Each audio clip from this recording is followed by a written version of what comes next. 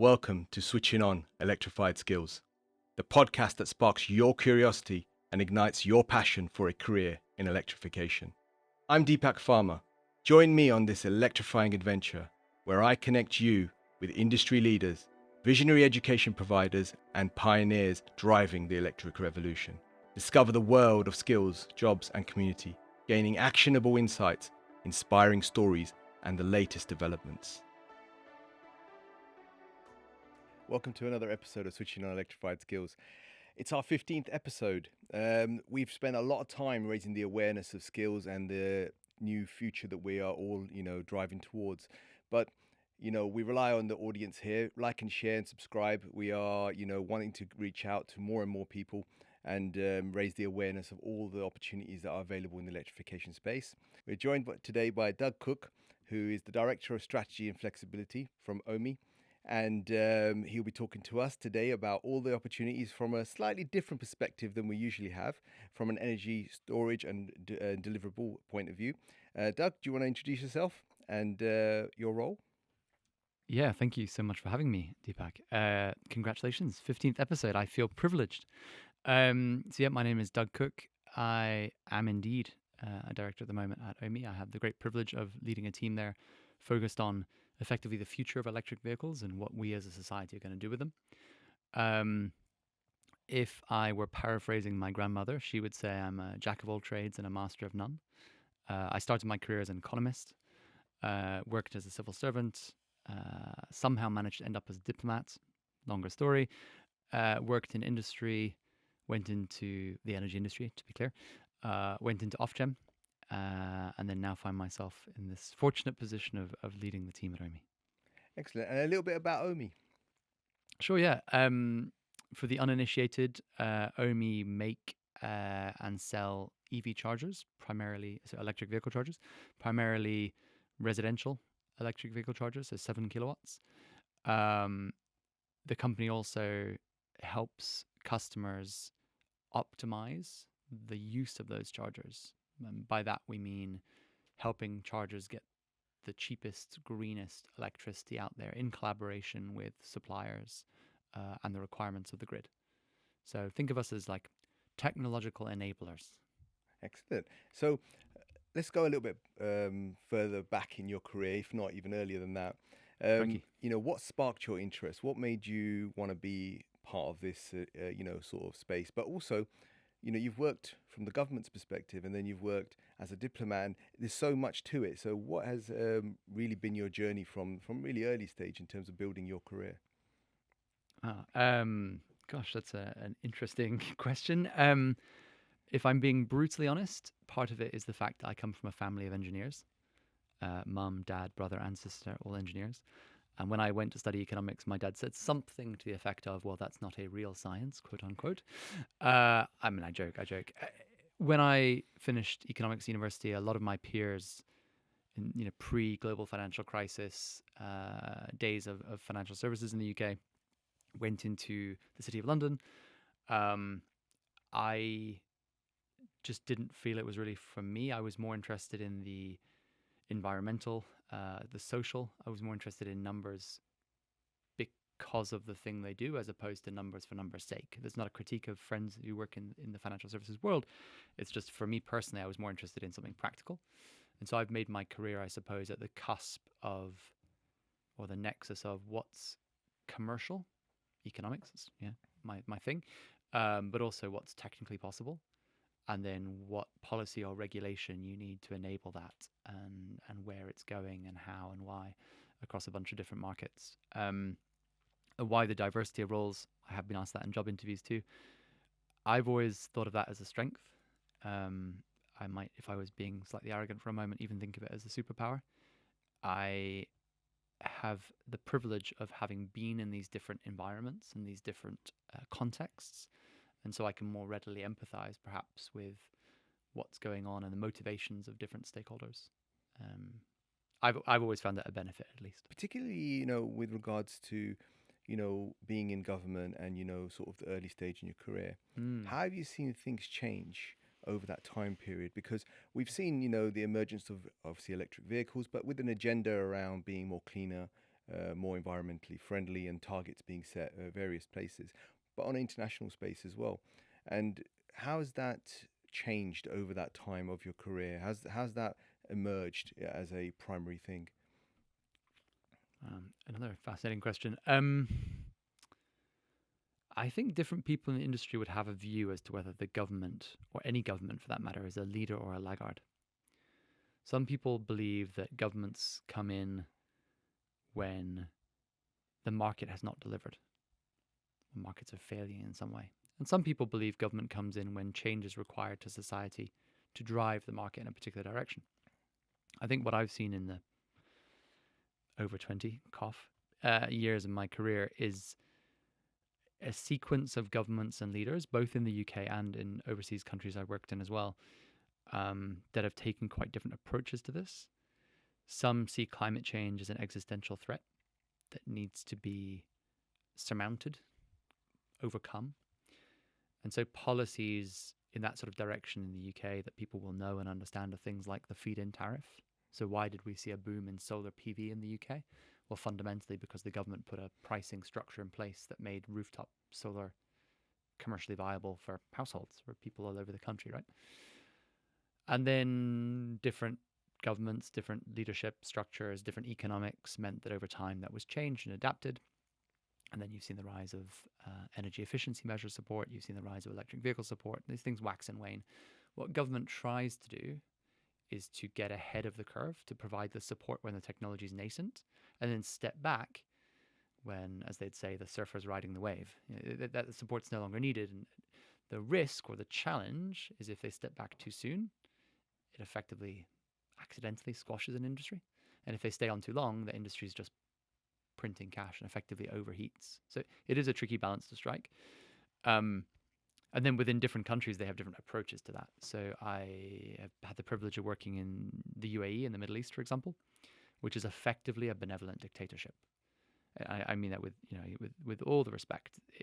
There is a participatory society in which there's a ruling family, and the ruling family sets absolute power, and they're very educated, very aware, and the falling price of solar electricity in the Middle East has meant that every kilowatt hour of electricity they can generate, they can export gas to other countries and make more money and support the lifestyles and society and the economy. Compare and contrast with work I've done in the UK and Japan, which are more participatory energy markets with a more sort of commercial bent, where the government intervenes in order to provide technological support and price mechanisms. Everybody's trying to get to the same end. What is frustrating for me as somebody who's not political and doesn't play that game, is when administrations change and therefore we get closer or further away to our ultimate objective, which for me is addressing climate change and creating a vibrant society that's able to adapt and mitigate the consequences of climate change. Because people, not mentioning names, come into government and rip up the rule book and say, no, I don't want to participate in that particular thing, or I don't believe in this, or it's not convenient for my political electorate to talk about this right now because we want to focus on this other thing over here. For somebody like me who's focused their career on a very long-term ambition that even within my lifetime I might not see, it's quite a weird thought, right?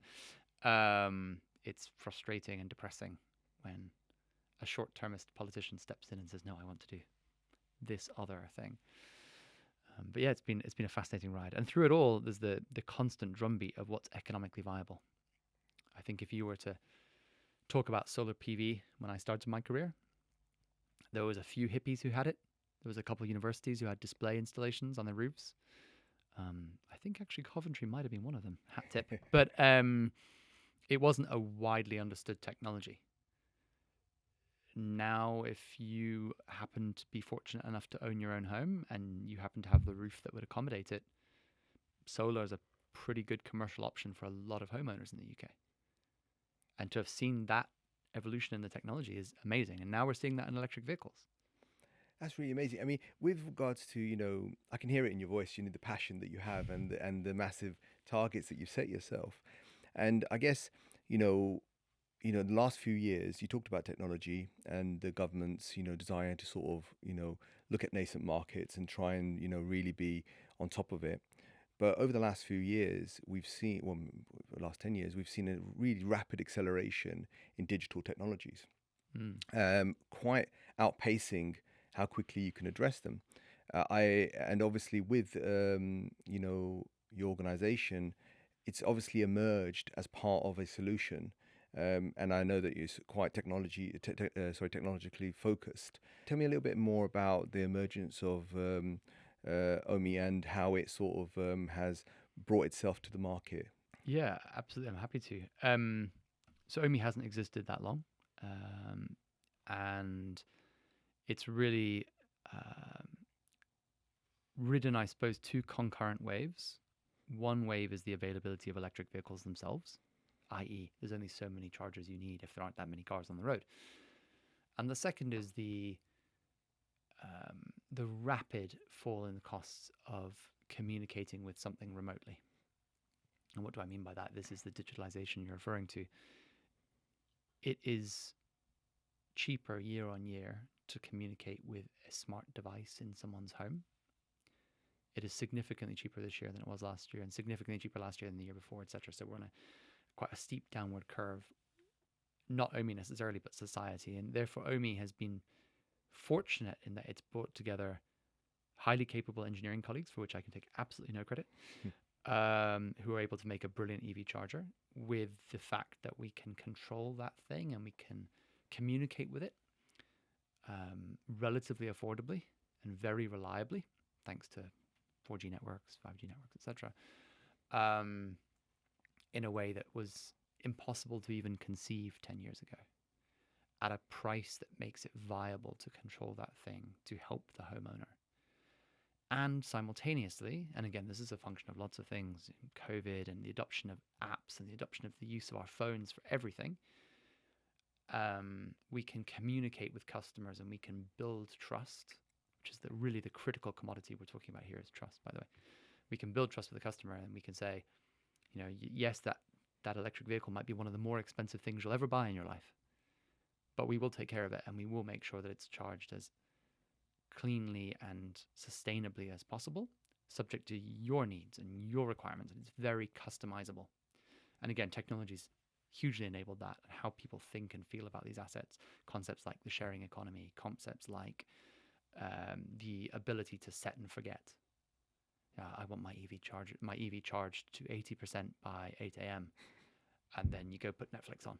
You don't think anything more about it. Like that behavioral psychology and that social norm are hugely important. And that's something that Ohme then can lean into, right, behind the scenes. And how does Ohme, go about understanding its customer base? And we talk about society, actually a little bit, I think, if you about the government side as well. How do these organisations, such as yourself and government, to a degree, really understand its customer, its ability to understand the social constraints around people adopting these technologies and being comfortable with them? That's another excellent question. I believe, my personal view is that the energy industry is actually generally horrible at understanding customers. When I started my career, harking back to one of your earlier questions, the term that was used was connection points. Not customers, not Doug, not Deepak, not colleagues. It was the number of connections in a given network area. And that's a language point, it's an attitude point, it's a behavioral point. What's changed over the intervening 20 plus years? An understanding that society is fundamentally diverse and that consumers, the people, the citizens, the human beings at the other end of these wires and these cables have diverse interests, have different types of assets. Again, this is also an engineering concept. When power flowed simply from coal-fired power stations through ever decreasing wires to my personal home, I was just a connection. I was effectively irrelevant. Now I can have multiple things in my home that either push power the other way, like solar panels or batteries, and or can consume quite a lot of power, but at very specific times, like heat pumps, electric vehicles, etc. I am more than just irrelevant, and collectively we're extremely relevant. And so where I think businesses like Ohme and others are really pushing the bounds in this space is to better understand who customers are, who human beings are, to tailor their offerings. Um, Sadly, I don't think most of the energy industry incumbents are as mature in the journey. I certainly don't think government is. Some would argue it's not government's job to be. Government represents society. Government doesn't represent me personally. It acts in the best interest of us all. But it is quite telling when you think about what a company like Ohme, who I would say again is at the leading edge of this space within the energy industry, that would pale in comparison, I would imagine, to Amazon or Tesco's or whomever, in terms of what they know about us, in terms of what they know about our preferences, in terms of what they know about our shopping, etc. How do we ascertain information about our customers? We talk to them. I know that sounds mind-blowing. We genuinely communicate with customers. That sometimes when they call us, my charger's not working. How do I put the cable in? My charger's wet. Is it okay to plug the car in? Could be some confusion they have about the thing, or it could be about the point in the installation journey. My house is from the 17th century and I don't know how to wire it. We have all kinds of, as you can appreciate, all kinds of questions from the public, but it's also proactive. We do focus groups, we do questionnaires, we see how people behave in the app, and on that basis we can determine which parts of the app are the most used or which FAQ questions people are clicking on the most. So it's all ways to better understand customers. And then within that, we still have to create products. So we still have to create solutions or offerings that are somewhat broad. And then within that, and this is where my UI and UX type colleagues, my product colleagues really get involved. It's how do I tailor that then to Deepak and to Doug? Like, how do I create an app, for example, that you can set personal settings? It's not an app that tells you what your charger is doing. That would be a one-way flow of information and would probably be patronizing and or boring, and you'd probably switch it off. But actually allows you to tell the charger what it is you want it to do. And then you build trust through that, because the first time you do it, you might look at it and go, oh, is it really doing the thing? And then after the second or third time, the chances are it is doing the thing, well, hopefully, touch wood, and you never need to think about it again, hopefully. So Ohme is at that leading edge. There are others. Octopus Energy, for example, very prominent, obviously, here in the UK in terms of its offering to customers. But again, I think as an energy industry, and I know part of your focus and your role is the skill base that we need. I don't think we talk effectively. I don't think we communicate better. We shouldn't talk to, we should communicate with society. I don't think we've embraced the breadth and depth of what humanity is to create a compelling proposition for everyone. Because if we think climate change is real, and I do, and if we think that we need to get to a solution as quickly as possible, and I do, then we need to bring as many people as possible on that journey. And just taking a subset, i.e. EV owners who happen to have the means and income to afford an EV in the first place, means, and that's obviously Ohme's business model, and that's what I do in the day job, but that does mean we've left a significant swathe of the population behind. That's really interesting. So firstly, just a little bit unpacking on the the job side of it. So obviously, as you know, part of our journey is to support people in understanding the kind of careers that are involved here, and the things that are emerging, and that actually they can be part of this ecosystem in many different ways, not just by being a consumer of the power or driving an electric vehicle. And over the last, and we talk about this with some of the OEMs that we've interviewed. And there's a lot of desire to get the right skills within the organizations around manufacturing of vehicles and the distribution of vehicles, after sales, all that sort of stuff. But actually, from your perspective, the energy space is such an important part of that, because it's almost like hand in hand. And as you said, it's almost like a dance. You take a step forward, then you take a step back. It's all about making sure that we are working to make sure that all of the opportunities are being highlighted. What opportunities do you see emerging, especially in the energy distribution and storage space, for people who are looking for their next career move? What kind of jobs are really emerging in that space?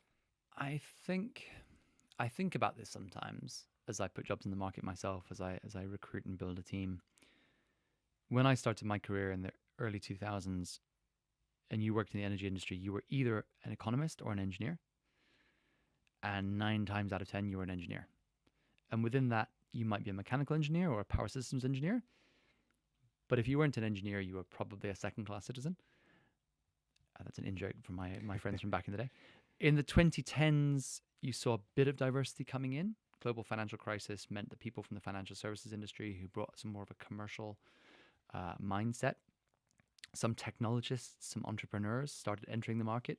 This is a huge generalization, but just run with it for a second. What are we seeing now in the 2020s? A massive diversity of recruitment, a much better understanding of the fact that we do, as an industry, need a breadth of skills and experience. Just to give you an idea, roles I've recruited recently: data scientists, product managers, communications people, marketing people, software engineers, back end, front end,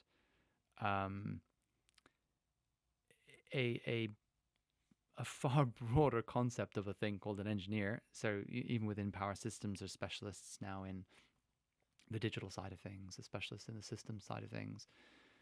We have economists, of course. We have engineers in the traditional sense, of course. The energy world remains a relatively technical industry. I mean, it is, right?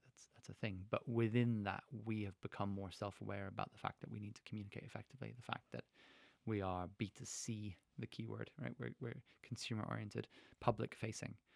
And so if I were advising the general public, given I have the privilege this morning, I would say that we need all hands at the pump. I would say that for too long, the energy industry has been insular and recruited in its own likeness, i.e. engineers, and an occasional economist. And actually for people who are looking at this space for the next career steps, is actually a really good thing. Your skills are welcome and frankly needed. Even if the role doesn't look like the thing you did in the past, maybe pop in a speculative application, because the employers are getting smarter about knowing that just recruiting another of themselves is not going to win. It's not going to get us to where we need to be. That's interesting because, when, over the last few years, when we've been sort of opening up, the doors to people's awareness around these sort of skills, one of the things that I come across is that it depends on the individual and how they see something as well, right? So, we get, people who will look at a job description and look at 5 things on there out of the 10 that they can do and wouldn't hesitate to put an application in. From the statistics, normally that's male-oriented men. Whereas it tends to be around the sort of female demographic that it turns around and says that, well, if I can't do all of those things, then I shouldn't apply, right? So they'll look at it almost like, well, there's at least 5 things on there that I cannot do, therefore I just won't bother applying. And I've said it over the years, and many of the guests who have come on here, we've talked about, that trying to make the diversity within the workforce and trying to open up doors to people who don't have, the typical route to join our industries. What would you say to those who are looking at those applications? You mentioned a little bit about, okay, well, just put an application in, but what would you say to them to say in terms of on a personal level, to say, what stops you? What would you want them to do? I believe in intellectual and experiential diversity. I believe in diversity in all forms, for that matter. But if I were talking to a friend in the pub or cafe or whatever, park, about this sort of position, I would say to them, explain to the recruiter why and how your specific skill set adds value. Don't get too hung up on the 5 versus 10 bullet points, although I take your point, that is often very gender specific.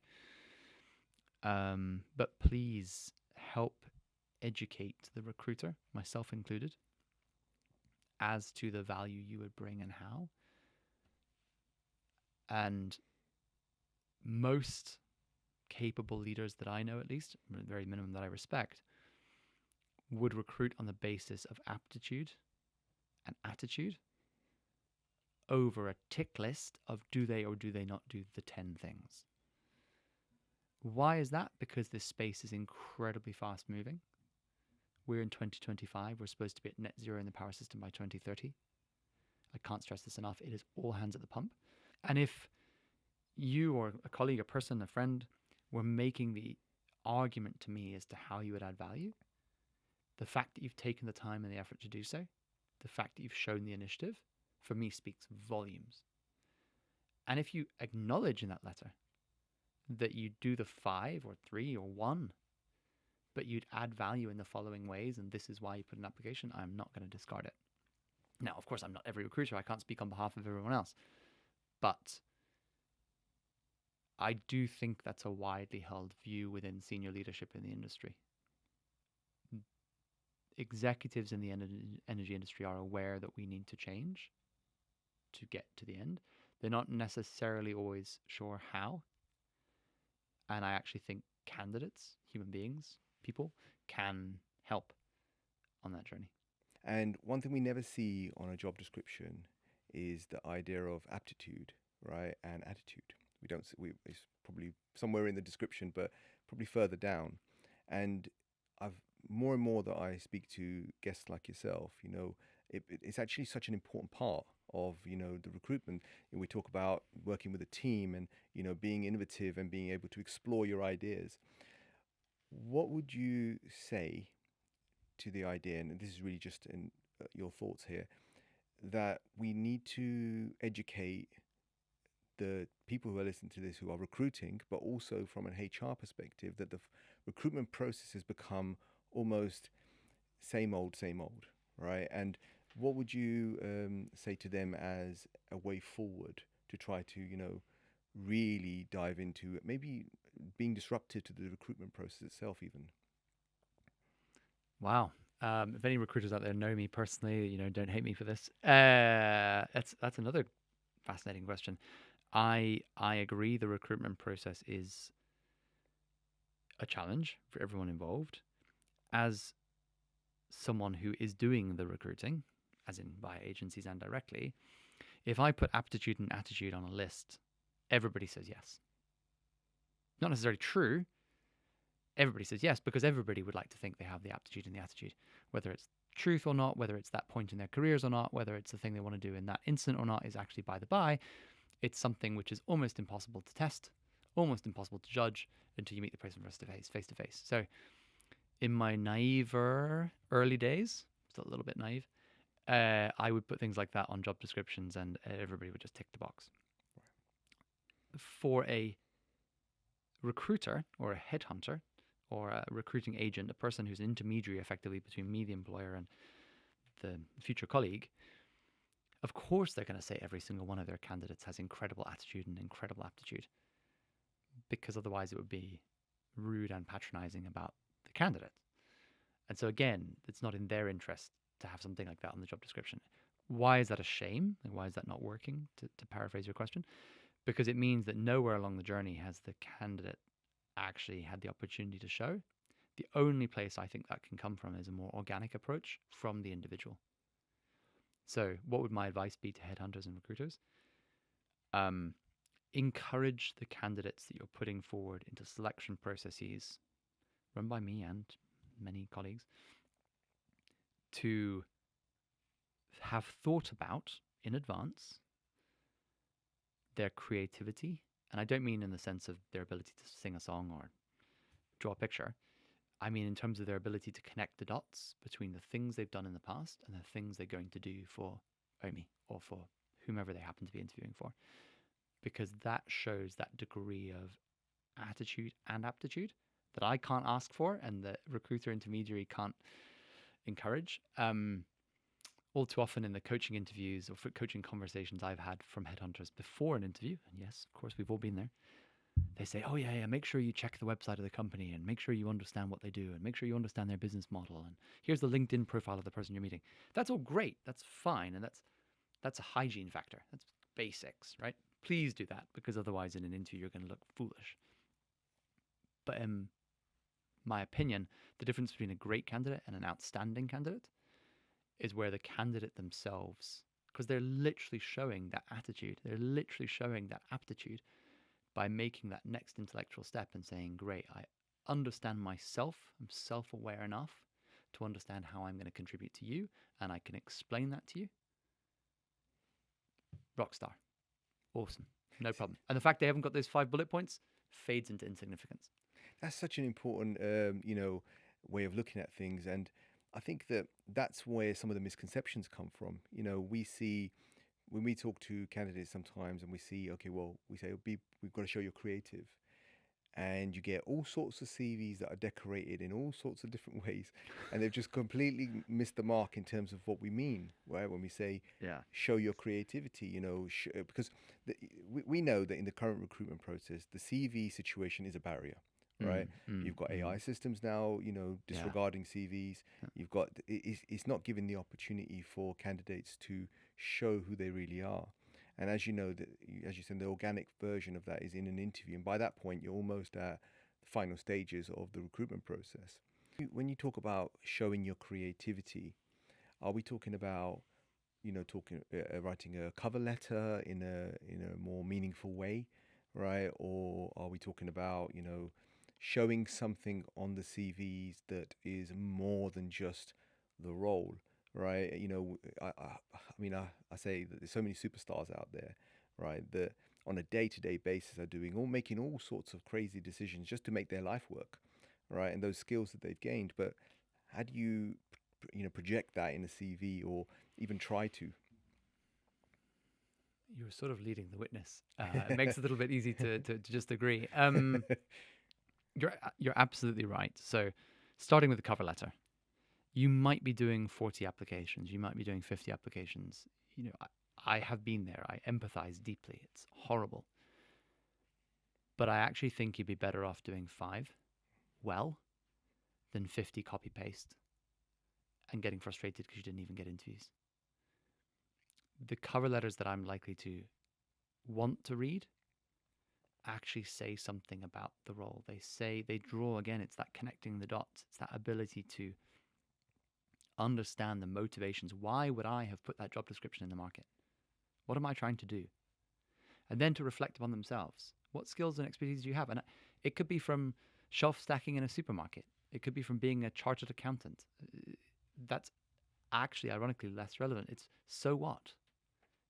Tell me you've been a shelf stacker, and I just go, okay, great. Tell me why being a shelf stacker contributes to the thing I'm trying to achieve in my team and the company I work for, and then I see it in a completely different light. And then that carries through then into the CV. Again, I get so many what I would describe as LinkedIn dumps.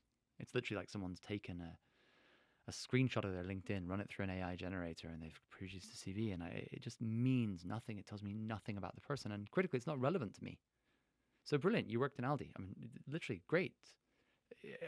That's not a critique. That's not a social commentary. That's just fine. So what? Make it relevant to me. And if you can do that, and if all the recruiters and headhunters out there could please listen to this, and then you could turn that into why I should hire the person, it would save me heaps of time trying to guess, or worse, discarding a rock star who I didn't even realize was a rock star because all I saw was a LinkedIn dump. It's fascinating because for me, I had a particular case where I was recruiting, and nearly a year, even 2 years after recruiting that person, she still said to me, "I don't know why you gave me the job," and she had that little confidence in it being able to do it, but I saw something that she didn't see in herself, and at the moment she's probably easily, I would say, one of my best recruits, right?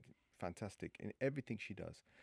And still, she tends to sometimes just say, "Well, I'm not really sure why you kind of gave me the job," And I think that what you've just said there means a lot, because sometimes as recruiters or people that are, within leadership, we tend to look for things that are not necessarily, typical of that job role, but we see something more. We see, the drive, we see the ambition, we see, something that means more than just the skill sets and the things that I can develop somebody, within those sort of more focused areas in the skill set, but it's very difficult to teach the other things. We talked a little bit earlier about soft skills, and how difficult it is to teach those soft skills. But for me, soft skills tend to come through experience, right? The more you're out there, the more you interact, the more you communicate, And I know on a previous podcast you talked about communication, and what would you say to the audience around trying to obtain those soft skills in a more meaningful way? Mm, This is really thought provoking. I I wonder whether we should weigh into the gender dynamics in recruitment and specifically in the energy industry. Um, and I say this as a middle-aged white man. It is unacceptable, the concentration of middle-aged white men in our industry. And that is despite the best efforts of a number of extremely capable, non-white, non-male, non-middle-aged colleagues. I don't know why we're not doing better. I fear that part of it is the ease of recruiting in our own likeness. I fear that part of it is the way in which STEM subjects are taught at schools, not for any fault on your part, but there's a sort of a filtering system, and it means that by the end of it, we're left with a relatively white male recruitment pool, as in for best efforts, there's not a lot we can do. But I also fear, and this comes to something you've said twice now, that it comes to the ways in which men and women would put themselves forward for the identical role. I see this all the time. 5 bullet points, 3 bullet points, 1 bullet point, maybe even 0 bullet points on the list, and the man will still have a crack. And the female candidate will probably not. 9 out of 10, the female candidate still might not. And even once they've got the role, to use your precise example, and I can think of many colleagues and mentees and associates that I work with who fit this bill perfectly, they'll still doubt their own ability to deliver, even when the evidence is in front of them, even when they are presented with outcomes and results. They'll still be the first to point to the fact that it was a team effort, or the first to point to your leadership, or to getting lucky, I've even heard sometimes, which is mind-blowing to me, rather than their own hard work and their own aptitude and their attitude critically. What can we do about it? Oof. The first thing I would say is we are fortunate in the energy industry that there are several networking and professional development groups specifically for females in this space. So if you happen to be a female candidate, or if you happen to be a headhunter or recruiter acting on behalf of, the networking available in those, the tips, the suggestions are highly valuable. And so if you're thinking about stepping into the space, they're generally public. You can find them via Google. I am not a member for obvious reasons, but I'm a massive supporter and fan, and I think they're critically important. Please do get involved in something like that. They'll teach you not only the communication soft skills you're talking about, but they'll also literally give you the personal networks to make your career more successful, and they'll be able to advise you on how best to proceed with the application process and be successful in the recruitment. Just a little bit of unpacking around the industry itself. Mm. Now, we've seen, so many situations now recently, even with the whole civil servants, losing their jobs, and, changes in government affecting, the ecosystem. And I guess, anybody that's looking for careers and next opportunity is going to be looking for some degree of stability, right? Where a longevity in their career, maybe not in the same role, people move around quite a lot now, but in this sector itself. What is your perspective on, the EV space, or even, to be honest, in the net zero space, because there's lots of sustainability opportunities that are coming through. And particularly, I guess, we hear in stories often in the news, right? Not just about the careers, but also about infrastructure, right? I know that you're involved with the national grid, right? We talk about, sometimes we hear stories that, oh, we're finding it difficult to produce the power. Is there, are we going to be able to meet the demands of the future? What's the current state of play with regards to stability in the sector, I guess? Wow. The economist in me is screaming to answer this as an economist. For me, it's a function of supply and demand. Everything in life as an economist is a function of supply and demand, but this is a particularly good example. There is a huge and growing demand across the board for capable, communicative, sociable,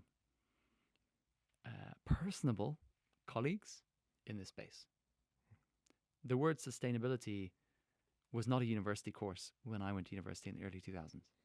And now it's offered at universities around the world. Renewable energy, ditto.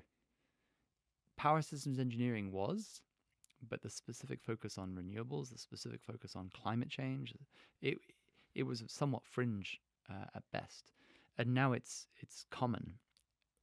Why do I raise that? Because there is a reason for that. This isn't universities trying to sell you a degree and then float you off into society with no chance of getting a job. There's a huge demand.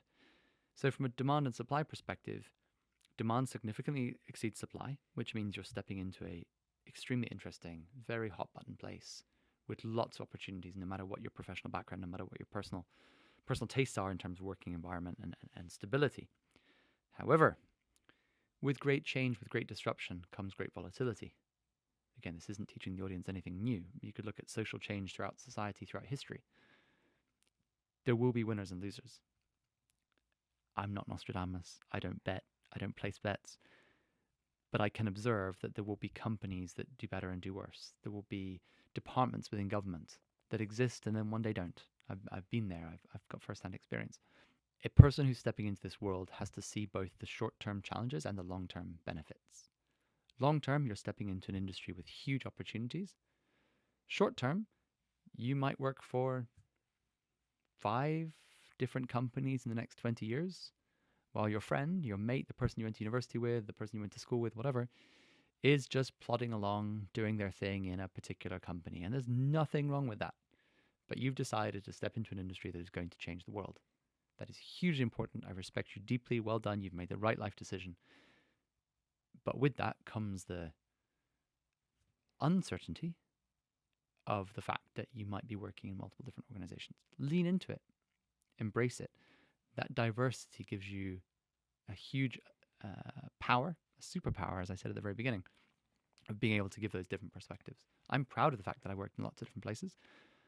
I arguably could have chosen a more conventional career, but I would hope that in tackling a complex and wicked problem like climate change, we're able to bring all those different perspectives to the fore. Excellent.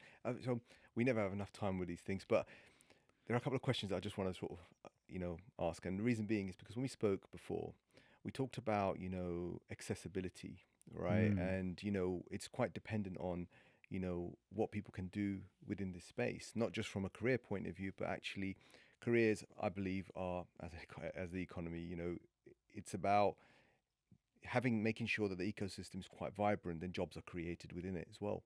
And we talk about accessibility of the new technologies that are coming out, and you particularly mentioned something around being able to charge your vehicle at very little cost, if not anything. Right, it shouldn't cost this, really in the world that we're in now. And that's quite an important thing that sort of stuck with me. And the reason for that is because I see people in day-to-day lives every day, figuring out whether they're going to put their £1 towards their child's lunch money, right, or warm the house. And then we're talking about them charging a vehicle potentially, which has cost thousands, and it becomes inaccessible for someone like that because truly, if anyone is thinking about it from a moral point of view, they can definitely make sure that their children are fed, warm first before anything else happens. How is your organization supporting that ecosystem, but also particularly what you mentioned around the cost of energy at the moment as well? I'm just going to pause for a moment while I pull my magic wand out of my backpack. No, I mean, jokes aside, the price of energy, huge topic for another podcast, huge long conversation, what we do about it. I think very specifically on the electric vehicle thing, we need to set a few things straight in the industry and society.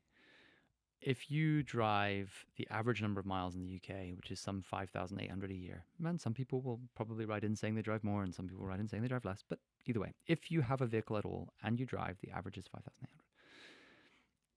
and you were to fill your tank with petrol from the Asda forecourt, because it's probably the most affordable that I've seen, and yes, I drive an internal combustion car too.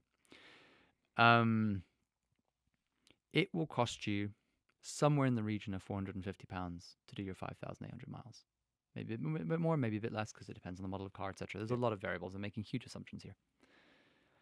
If you were to do that same 5,800 and you were using one of the best tariffs, by which I mean the electricity price that you pay in the market, you're doing the same number of miles, you have a modern electric vehicle, again, huge range of types and styles and battery technologies, etc. out there, that's probably going to cost you in the order of 130, maybe 140 at the outside. So just to set expectations, you would be paying a third if you're driving an electric vehicle. So that isn't necessarily the problem most people are facing. I believe the problem most people are facing is the fact they don't have an electric vehicle in the first place. That's a capital asset problem. As an economist, OPEX, CAPEX, and it's a thing, right? So once you have the car, charging it is cheap. Driving it is cheap. Getting the car, affording an electric car is something else altogether. It is not something, again, that my magic wand can solve today. But what we have seen is a significant fall in the price of electric vehicles over the last 10 years. Significant. And I don't predict the future. But looking at some of the amazing electric vehicles coming out of China, for example, and Korea, for example, I would expect us to see a continuation of that. So for the average person in the UK buying a car at all, and those cars will bleed through into the second-hand market. So they might be new purchase now, but they'll be second-hand in 2 or 3 years' time. So my children are young. I see a world in which they never drive an internal combustion vehicle as being absolutely credible. They might see them on the road, vintage car. Oh, look, Dad, there's that thing. You said you drove one of those back in the day. What do you mean you put dinosaur juice in it? How archaic. But that is driven by fundamental economics. And I appreciate what you're saying, that a lot of people can't afford to fill their car and are making some incredibly difficult choices between, as they say in the civil service, heating and eating. I'm afraid I can't help with that in the short term, sadly. But what I would observe is that in the very near future, driving will be much more affordable than it is now on the basis of electricity prices versus petrol prices. The slightly controversial thing that I was saying during our sort of introductory chat was even more provocative, which is about the fact that we have too much renewable energy, inverted commas, at certain points of the time. I say inverted commas because all the engineers out there and the environmentalists will jump up and down saying there's no such thing as too much renewable energy. But sadly there is. There's points of time in the day or the night in which the amount of wind energy the United Kingdom can generate exceeds our demand. And that's not necessarily true today, but it will be true in the near future. So what we need to do is get better at helping the people who do have electric vehicles to charge them for free. And why does that matter? Because if you and I as consumers are faced with a choice between buying a car in the second-hand market that's going to cost us the same number of pounds as this other car, which happens to be electric, and I knew that one's going to cost me £450+ a year to run, and the other one's going to cost me nothing to run, because I'm better using the wind energy, which is abundant around us on this beautiful little island, then I should be choosing the latter. And it's within Ohme's power and within my power and the work that we do as a team to get to that place.